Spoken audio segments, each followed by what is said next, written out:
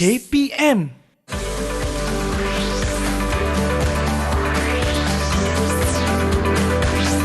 Didik TV KPM.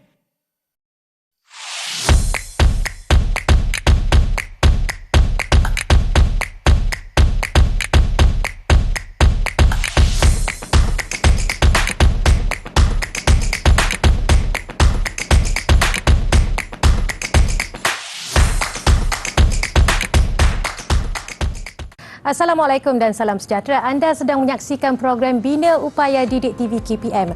Program Bina Upaya, sebagaimana anda sedia maklum atau mungkin ada segelintir yang baru sahaja menonton program ini, merupakan satu program yang menelusuri kerjaya seorang guru sama ada terus mengajar di sekolah, menjadi pensyarah atau menceburi bidang pentadbiran. Jadi hari ini kami bawakan satu topik yang cukup istimewa, iaitu soal pelan transformasi program matrikulasi. Dan pasti Yuyu tidak berseorangan pada hari ini di studio Didik TV KPM. Yuyu turut ditemani dengan dua tetamu yang lebih arif untuk membincangkan soal program matrikulasi. Assalamualaikum warahmatullahi wabarakatuh. Apa khabar? Baik, alhamdulillah. Doktor, Tuan Haji sihat ya? Sihat, Sihat. Okey, saya perkenalkan Dr. Sharifah Sebran Jamila binti Said Imam, iaitu Timbalan Pengarah Sektor Dasar dan Perancangan, serta Tuan Haji Muhammad Kasim bin Haji Jaafar, Timbalan Pengarah Sektor Pembangunan Pelajar. Yeah. Okey, jadi saya yakin hari ini murid-murid yang menonton serta ibu bapa dapat membuat pilihan yang tepat apabila mendengar penjelasan daripada kedua-dua pakar yang kami bawakan di studio Didik TV pada hari ini. Okey, kita dah sedia mulakan? Ya. Baik. Okey, sebagaimana kita sedia maklum, program matrikulasi merupakan satu program yang membekalkan pelajar kepada pihak universiti. Maksudnya, jika menyertai program matrikulasi, pelajar seterusnya dapat menginjak terus ke ijazah sarjana muda. Jadi, Yuyu tertanya-tanya, bagaimana agaknya usaha daripada kementerian sendiri untuk memastikan agar program matrikulasi ini kekal relevan? Okay, Assalamualaikum warahmatullahi wabarakatuh. Terima kasih Yuyu, para penonton yang saya hormati sekalian. Pertamanya saya dan juga Dr. Sharifah serta warga matrikulasi ucapkan terima kasih kerana memberikan ruang sekali lagi kepada kami untuk memberikan sedikit maklumat berkaitan dengan program matrikulasi dalam siri Bina Upaya Guru di Didik TV. InsyaAllah dengan maklumat-maklumat yang kami akan maklumkan, insyaAllah akan memberikan gambaran tentang program matrikulasi. Kata orang tak kenal maka tak cinta. Jadi saya nak mulakan dengan apa itu program matrikulasi. Ya. Program matrikulasi ini sebenarnya dah 23 tahun kita dah beroperasi, dah lama dah 23 tahun. Dan dalam tempoh 23 tahun itu telah kami melaksanakan pelbagai perancangan dan juga pelbagai aktiviti-aktiviti penambahbaikan yang telah kami lakukan bagi memastikan program ini kekal. Dan penubuhannya adalah hasil daripada keputusan Mesyuarat Jemaah Menteri pada 10 Mac 1999. Dan kami telah melaksanakan program ini di 15 buah kolej matrikulasi dan 2 kolej semara di seluruh negara. Dan alhamdulillah sehingga kini dah 23 tahun ini kami telah menghasilkan hampir 500,000 orang pelajar, yang mana pelajar-pelajar ini telah kami tempatkan di universiti, sama ada di dalam negara ataupun di luar negara, sama ada di IPT ataupun IPTS. Dan alhamdulillah mereka ini telah bekerja dalam kerjaya masing-masing dan telah memberikan sumbangan kepada bangsa dan negara. Alhamdulillah. Dan untuk kekal seperti saya maklumkan tadi, untuk 23 tahun ini, seperti saya masukkan tadi, ialah kami bukan satu cabaran yang besar pada kami sebenarnya, yang mana kami sentiasa perlu memastikan bahawa program ini sentiasa relevan.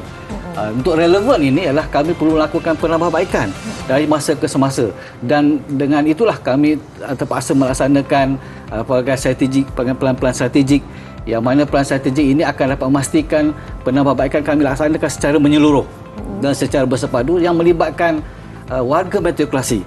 Dan oleh itulah untuk yang terkini ni kami telah memperkenalkan pelan transformasi program matrikulasi 2021-2025, yang mana pelan ini akan menjadi rujukan utama kepada semua warga matrikulasi. Apakah yang nak dicapai dan apakah sasaran yang kami perlu capai untuk memastikan program ini terus kekal relevan dan diterima oleh pelajar-pelajar yang menduduki yang lepasan SPM untuk mengikuti program universiti. Dan alhamdulillah, setakat ini kami merasakan cukup banggalah kerana kami masih lagi kekal relevan dan menjadi antara pilihan utama pelajar-pelajar cemerlang lepasan SPM untuk melanjut pelajaran peringkat pra-universiti dan mereka akan ditempatkan ke universiti selepas saja tamat di pengajar di program matrikulasi. Itu dia, alhamdulillah masih relevan dan akan terus kekal relevan insya-Allah ya. Jadi doktor sebentar tadi Haji ada sebut tentang PTPM 2021-2025 sebagai rujukan utama dan panduan. Jadi Yuyu nak tahu, mungkin doktor boleh jelaskan dengan lebih lanjut lagi apakah sebenarnya objektif pelan transformasi ini? Okey, terima kasih Yuyu. Assalamualaikum warahmatullahi wabarakatuh pada penonton yang dikasihi. Jadi seperti mana yang diterangkan oleh Haji Kasim tadi, bahawa program matrikulasi ini telah pun berada, maknanya sehingga kini telah berusia 23 tahun. Jadi setelah berusia 23 tahun, dia ada satu suntikan untuk kami, untuk bahagian matrikulasi, untuk melihat ke depan ke mana hala tuju program matrikulasi. Jadi warga matrikulasi telah menyediakan plan pembangunan, plan transformasi program matrikulasi, di mana kami telah membuat libat urus yang menyeluruh yang melibatkan warga matrikulasi, dan juga kami juga telah melihat daripada agensi-agensi lain apakah pembangunan pembaruan yang perlu kami bawa untuk program matrikulasi. Jadi setelah kita bermula daripada tahun 2019, di mana plan transformasi program matrikulasi 2021 hingga 2025 ini berhasrat, di mana mempunyai 5 objektif utama, 5 aspirasi, kita ada 41 inisiatif dan juga 46 KPI. Di mana plan ini berhasrat untuk melahirkan pelajar yang universal, berotonomi, yang berteknologi tinggi, maknanya fasih digital dan berdaya saing di peringkat nasional dan global. Yang kedua ialah menyediakan kurikulum yang dinamik, yang berasaskan perubahan yang melibatkan pembelajaran yang aktif dan bermakna. Yang ketiga, pembangunan profesionalisme yang berterusan dan bersasar untuk memastikan tenaga pengajar kami berkualiti seiring dengan perkembangan semasa. Seterusnya ialah di samping kami tadi, fokus kami tadi kepada pelajar dan juga tenaga pengajar, bahagian matrikulasi juga melihat kepada kemudahan infrastruktur dan infrastrukturnya, di mana kami berhasrat untuk membangunkan maknanya kemudahan yang moden, yang selesa, yang memberi kesejahteraan kepada pelajar lah bila mereka mengikuti program matrikulasi. Dan paling akhir ialah tadbir urus pengurusan kewangan yang mampan dan cekap yang boleh kita jadikan itu sebagai fokus untuk pengoperasian program matrikulasi selanjutnya. Itu dia penjelasan daripada Dr. Sharifah sebentar tadi. Sebenarnya dalam PTPM ya, Dr. Tuan Haji, ada satu perkara yang dipanggil roda PTPM yang menggariskan 5 aspirasi PTPM 2021-2025 dan juga 5 teras strategik. Kita akan bincang dengan lebih mendalam lagi selepas ini. Kembali lagi selepas ini.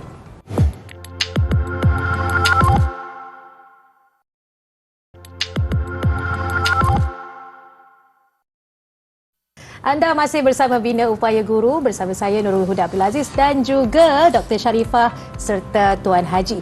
Jadi sebentar tadi Yuyu ada sentuh sedikit tentang teras strategik dalam PTPM 2021-2025. Mungkin doktor boleh terangkan terlebih dahulu dan Tuan Haji juga boleh bersama-sama. Silakan Tuan Haji. Ya, okey, terima kasih Yuyu. Seperti yang dimaklumkan Dr. Sharifah tadi tentang ada 5 teras strategik yang terkandung dalam plan strategik, plan transformasi program matrikulasi. Dan setiap plan teras strategik itu ada inisiatif strategik yang perlu kami laksanakan sesuai dengan teras strategik yang kami pilih, dan setiap inisiatif strategik itu ada KPI yang perlu kami capai dan jadikan sebagai sasaran kami yang perlu kami laksana dan juga pastikan ianya salah boleh mungkinlah melebihi daripada sasaran tersebut pada setiap tahun sehingga tahun 2025. Misalnya contohnya bagi teras 1. Teras 1 ialah tentang kebahasian bakat, yang mana fokus kami ialah untuk menghasilkan pelajar yang memiliki modal insan yang hebat, yang mana bukan sahaja kita nak menghasilkan pelajar cemerlang akademik, tetapi di peringkat pra-universiti lagi mereka juga cemerlang segi asasiah. Jadi kami fokuskan kepada dua-duanya kerana kami merasakan bahawa inilah modal insan yang diperlukan oleh negara pada masa akan datang. Dan untuk mencapai sasaran teras ini ialah kami ada KPI yang kami dah tetapkan. Antaranya yang pertama ialah kami nak pastikan pelajar-pelajar kami mendapat sekurang-kurang 3.5 ke atas PNGK. Ini suatu yang cemerlang. Kerana dengan kecemerlangan ini membolehkan pelajar bersaing untuk mendapat tempat dalam fakulti-fakulti yang kritikal di universiti. Yang keduanya ialah kita nak pastikan bahawa pelajar yang terlibat dalam pelbagai aktiviti co-curriculum. Dengan pelibatan ini sudah pastilah mereka akan dapat memperolehi pelbagai nilai-nilai murni yang boleh dihasilkan hasil daripada aktiviti berkenaan. Dan oleh kerana kami nak menghasilkan pelajar-pelajar yang hebat di peringkat antarabangsa, peringkat kebangsaan, kami telah melaksanakan aktiviti-aktiviti yang berskala besar, iaitu dilaksanakan di peringkat kebangsaan, dan kami telah menetapkan sekurang-kurang 10 aktiviti peringkat kebangsaan yang boleh diikuti oleh pelajar. Selain daripada itu, dengan penghasilan bakat ini kita telah menetapkan bahawa dari segi kepasaran pelajar, yang mana tak guna kita dapat keputusan yang cemerlang dan dapat dari segi modal insan yang terbaik, tetapi pelajar ini tidak mendapat tempat di universiti. Sebab itu kami memastikan bahawa setiap tahun pelajar-pelajar ini kita akan follow sehinggalah ke universiti mendapat tempat di bidang-bidang yang mereka minati. Dan bukan itu saja, kita mengharapkan pelajar-pelajar ini mendapat tempat dalam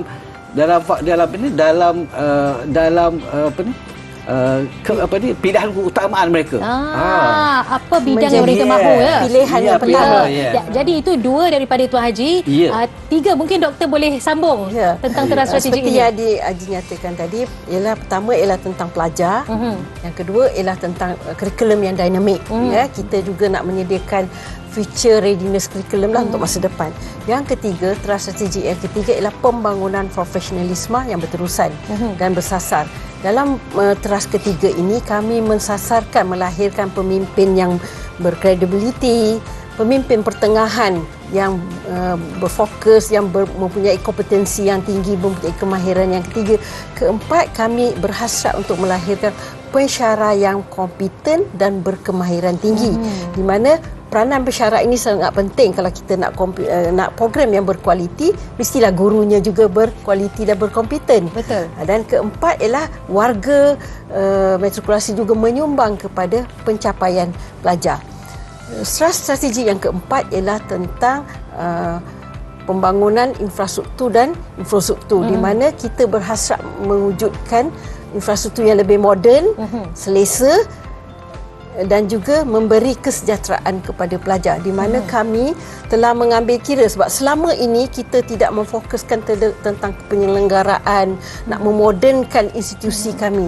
Jadi di dalam plan ini kami berhasrat untuk memodernkan institusi kami dari segi tempat kediaman pelajar, fasiliti bilik tutorial, bilik kuliah, supaya pelajar dapat belajar dengan lebih selesa dan sejahtera. Dan ini akan menyumbang kepada pelajar yang berkualiti. Betul. Dan keempat ialah takbir urus yang mampan, di mana dari segi pengurusan kewangan yang cekap, yang boleh membuat perancangan yang menyeluruh dalam tempoh 5 tahun yang kami rancang ini.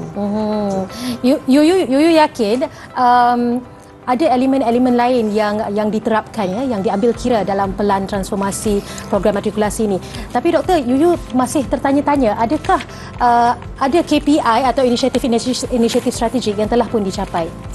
Okey, seperti yang Tuan Haji nyatakan tadi, setiap teras ini dia ada inisiatif dan KPI yang ditetapkan untuk kita capai dari tahun ke tahun, yang di mana kami setiap tahun akan membuat mid-year review, end-year review untuk melihat sama ada sasaran kami tercapai atau tidak. Jadi seperti yang dinyatakan oleh Tuan Haji juga tadi, sehingga 2021 ini kami telah mencapai 50% pelajar program matrikulasi telah mendapat PNGK, iaitu 3.5 ke atas. Ini adalah sasaran utama kami. Yang kedua, kita juga memastikan pencapaian keterampilan pelajar dalam juga aktiviti co-curriculum itu juga cemerlang seiring dengan pencapaian akademik. Seterusnya, kita juga memastikan bahawa 90% pencapaian sehingga kini, 99% pelajar program matrikulasi telah mendapat kebolehpasaran di peringkat dalam negara dan juga luar negara.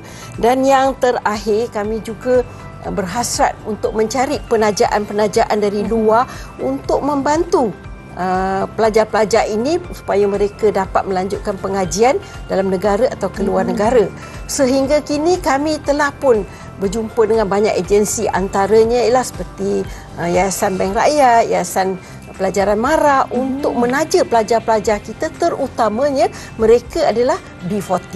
Itu antara sasaran-sasaran yang telah dicapailah sehingga ini yang telah kita usahakan.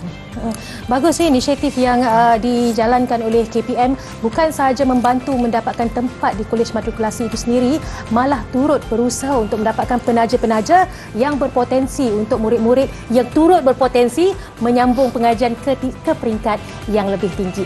Kita berhenti berehat seketika, kembali lagi selepas ini Bina Upaya Guru Didik TV KPM.